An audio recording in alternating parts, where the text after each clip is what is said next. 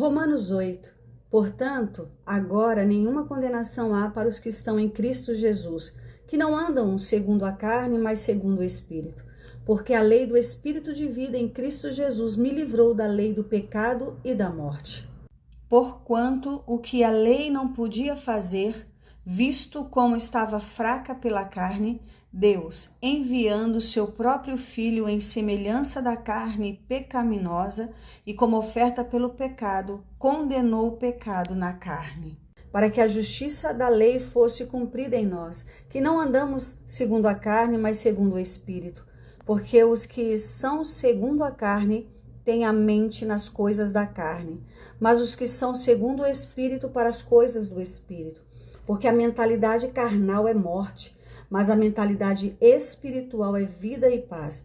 Porquanto a mentalidade carnal é inimizade contra Deus, pois não é sujeita à lei de Deus, nem de fato pode ser. Então os que estão na carne não podem agradar a Deus. Mas vós não estáis na carne, mas no Espírito, se é que o Espírito de Deus habita em vós. Ora, se algum homem não tem o Espírito de Cristo, esse não é dele.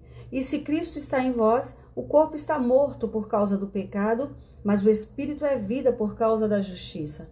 Mas se o Espírito daquele que ressuscitou a Jesus dentre os mortos habita em vós, aquele que ressuscitou a Cristo dentre os mortos também vivificará os vossos corpos mortais, pelo seu Espírito que habita em vós. Portanto, irmãos, nós somos devedores, não à carne, para vivermos segundo a carne. Porque se viverdes segundo a carne, morrereis. Mas se através do Espírito mortificardes as obras do corpo, vivereis. Porque todos os que são guiados pelo Espírito de Deus, esses são filhos de Deus. Porque não recebestes um espírito de servidão para novamente temerdes, mas recebestes o espírito de adoção, pelo qual clamamos Abba, Pai. O mesmo Espírito dá testemunho com o nosso espírito de que somos filhos de Deus. E se filhos, então herdeiros, herdeiros de Deus e herdeiros com Cristo. Se então nós sofremos com Ele, que também nós sejamos glorificados juntos. Porque eu considero que os sofrimentos deste tempo presente não são dignos de serem comparados com a glória que há de ser revelada em nós. Porque a ardente expectativa da criatura espera pela manifestação dos filhos de Deus. Porque a criatura ficou sujeita à vaidade, não voluntariamente, mas por causa do que a sujeitou em esperança. Porque a própria criatura também será libertada da servidão da corrupção, para a gloriosa liberdade dos filhos de Deus. Porque nós sabemos que toda a criação geme, e uníssono sofre dores de parto até agora. E não só ela, mas nós mesmos, também que temos as primícias do Espírito, também gememos em nós mesmos, esperando a adoção, a saber, a redenção do nosso corpo. Porque somos salvos pela esperança, mas a esperança que se vê não é esperança. Como, pois, esperançar o que um homem vê? Mas se esperarmos o que não vemos, então com paciência o aguardamos. Semelhantemente, o Espírito também nos ajuda em nossas fraquezas, porque não sabemos o que devemos orar como convém. Mas o próprio Espírito intercede por nós, com gemidos que não podem ser proferidos.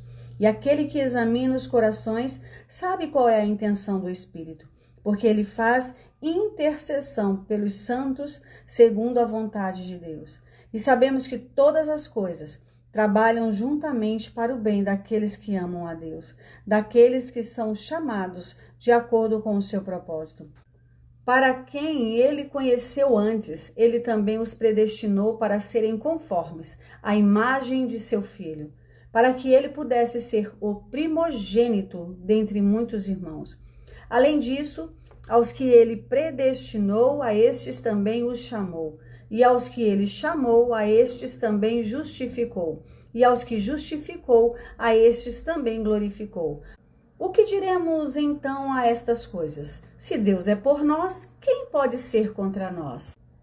Aquele que não poupou a seu próprio Filho, mas o entregou por todos nós, como não nos dará gratuitamente também com ele todas as coisas? Quem acusará alguma coisa aos escolhidos de Deus? É Deus quem os justifica. Quem é o que condenará? É Cristo que morreu, sim, que foi ressuscitado, o qual está à direita de Deus e também intercede por nós. Quem nos separará do amor de Cristo?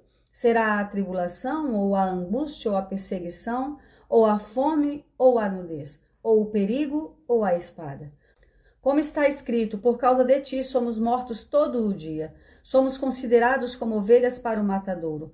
Mas em todas estas coisas somos mais do que vitoriosos, através daquele que nos amou, porque eu estou convencido de que nem a morte, nem a vida, nem os anjos, nem os principados, nem as potestades, nem as coisas do presente, nem as coisas por vir, nem a altura, nem a profundidade, nem alguma outra criatura será capaz de nos separar do amor de Deus, que está em Jesus Cristo, nosso Senhor. Bíblia Sagrada, King James, 1611.